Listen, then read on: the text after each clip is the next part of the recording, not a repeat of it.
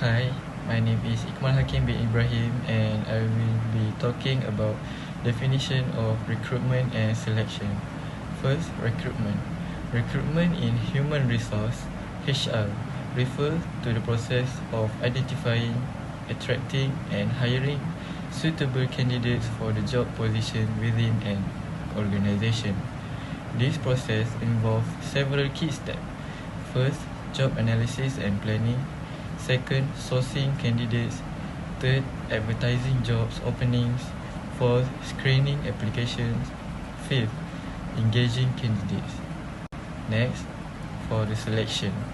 Selection is the process of choosing the most suitable candidates from those recruited to fill a job position. The selection process typically involves first, initial screening. Second, interviews. Third, assessment tests. Fourth, background checks. Fifth, decision making. Sixth, job offer. And lastly, seven, onboarding. Importance of recruitment. First, attracting top talent. Effective recruitment strategies help attract highly skilled and qualified candidates. Second, meeting organizational needs. Recruitment aligns the workforce with the current and future needs of the organization. Help in filling positions promptly to avoid disruption in productivity. Third, building employer brand. A well-structured recruitment process enhances the organization's reputation as an employer of choice. Positive candidate experience can lead to a better employer branding and attract high-quality candidates. For the importance of the selection, first, improving quality of hire. A rigorous selection process ensures that the best candidates are chosen based on skill, experience and culture fit. Second, reducing turnover. Selecting candidates who are well suited to the job and organization culture decrease the likelihood of early turnover. Third, enhancing employer morale and engagement. Employees who are fit well with the company culture are most likely to be satisfied and engaged in their work. Then, recruitment and selection are foundation in human resource function that significantly influence the success and sustainability of an organization. They are ensure that the organization has the right people in the right roles, fostering a productive and positive work environment. Evolution of hiring. Recruitment has come a long way from the traditional methods of posting job ads in newspaper to the modern, tech-savvy approaches that redefine the hiring landscape. The evolution of recruitment has been driven by advancement in technology, changes in candidate expectation, and the need for companies to stay competitive in attracting top talent. In the past, recruitment was predominantly reactive, with companies waiting for applicants to come in. However, with the shift to modern recruitment, proactive strategies such as talent pipelining, social media recruiting, and AI-driven sourcing have become the new norm. As we look back on the evolution of recruitment, it's evident that traditional methods no longer suffice in today's dynamic talent market. The rise of online job boards, professional networking sites, and also applicant tracking system has revolutionized the way companies connect with potential candidates. The shift toward modern recruitment has not only streamlined the hiring process, but has also enhanced the overall candidate's experience, making it crucial for companies to adapt to these changes to stay ahead in the competition for the top talent. The transition from traditional to modern recruitment has also brought about the fundamental changes in the way companies approach their employer branding and recruitment marketing. With the increasing focus on employer reputation and company culture, organizations are now leveraging digital platform to showcase their unique employer value proposition and attract candidates who align with their values and mission. This shift has not only empowered candidates to make more informed career decisions, but has also compelled companies to rethink their approach to talent acquisition in the digital age. Sharing real case studies. Let's use the hiring of a software engineer at Google as an example to show the true hiring procedure to determine the demand for a new software engineer with a focus on advancement machine learning. Google's HR team works closely with the engineering department to conduct a true job analysis and planning process. This partnership aids in defining the duties, responsibilities, and the competencies needed for the impending project. After gaining a true grasp of a position, the team sourced applicants using a variety of platforms, including LinkedIn, college career fairs, and business networking event. Furthermore, Google Employees Referral Program extends the search for suitable applicant by using the network of present workers. The HR team use an applicant tracking system, which is ATS, to screen resume based on pertinent keywords when applicants start to come in. Shortlisting resumes that satisfy the prerequisite. A Google recruiter contacts shortlisted prospect and provides them with the individual email explaining the next step, the business culture, and dynamic of the team.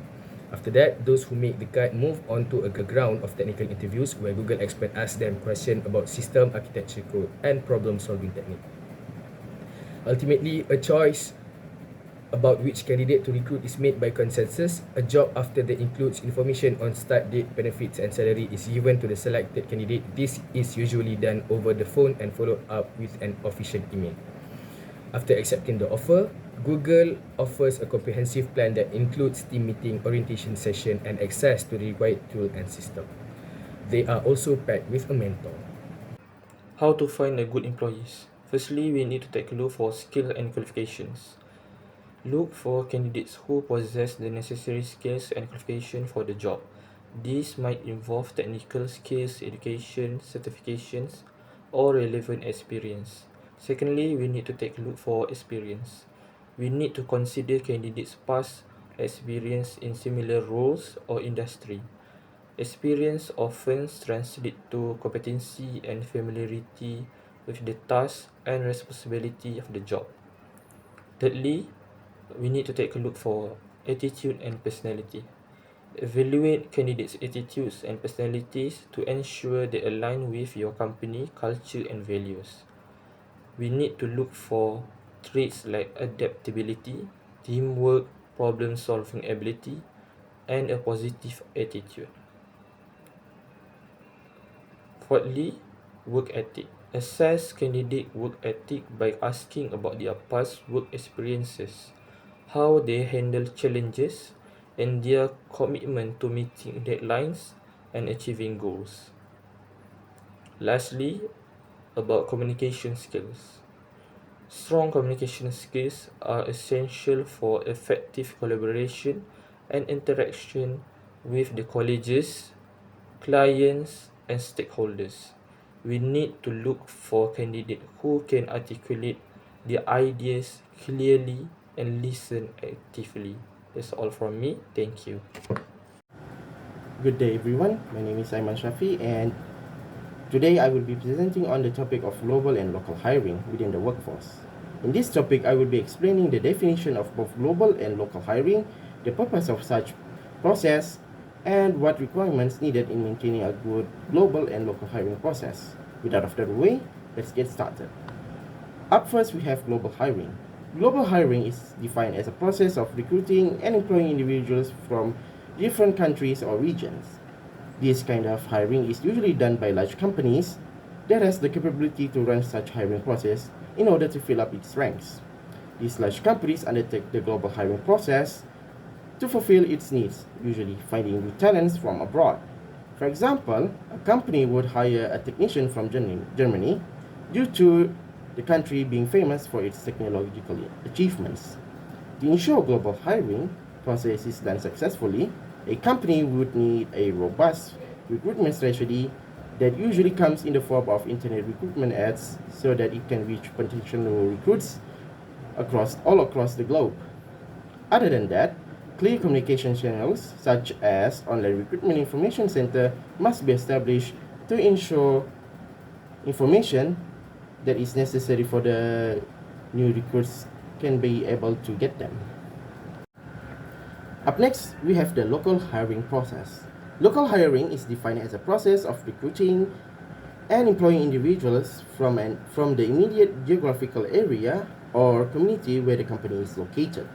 The local hiring process is the preferred method of hiring for upstart and small companies due to the hiring process being less complicated and cost-effective. These kind of companies also like the local hiring process due to how quick this process takes place, brought on by the close proximity between the company and potential new employees. To maintain the local hiring process, the same steps in maintaining the global hiring process can be used, but in a much more smaller scale and depending on the company's geographic area. For example, in local hiring process, the recruitment strategy is usually comes in the form of recruitment flyers and recruitment ads within the local newspaper due to the hiring process taking place in the immediate vicinity of the company. These companies would also set up physical recruitment information centers so new recruits can get additional information. What makes local hiring unique is that it enables both large and small companies to fill in vacancies within their ranks pretty quickly as to not interrupt companies' daily operations. In this slide of the presentation, I'll be presenting on the statistics of global hiring in Malaysia. During the presentation, I'll be explaining the nationalities that are being hired in Malaysia, what drives these nationalities to work in Malaysia, as well as the reasons for employers hiring these nationalities. The pie chart that you are seeing is the legally registered foreign workers in Malaysia. This pie chart represents the global hiring process in Malaysia. As shown in the chart, the two most hired nationalities in Malaysia is first Indonesian and Bangladeshi coming in second place. These nationalities came to Malaysia in search of financial opportunity. The influx of Indonesian coming to work in Malaysia may also be due to the cultural and lingual similarities, making working in Malaysia much more preferable than other places. As for other nationalities like Nepalese, Myanmar, Indians, Pakistani, and Philippines, they also come to find stable work. These nationalities often being hired by local employers to do blue-collar work, that is, work that involves manual labor or unskilled work, while workers that are hired from Vietnam, China, and Thailand are hired for their talents and expertise in being a white-collar worker, working in administrative roles or technical roles within a company.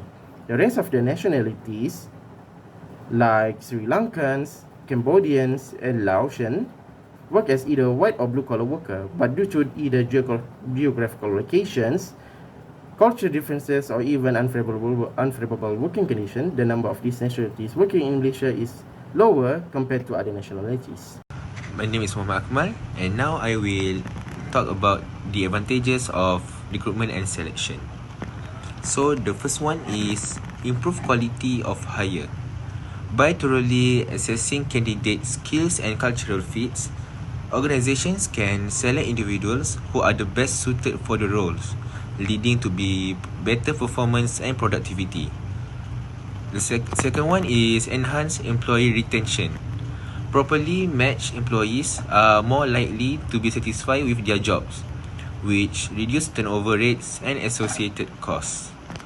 So lastly is compliance and reduce legal risk.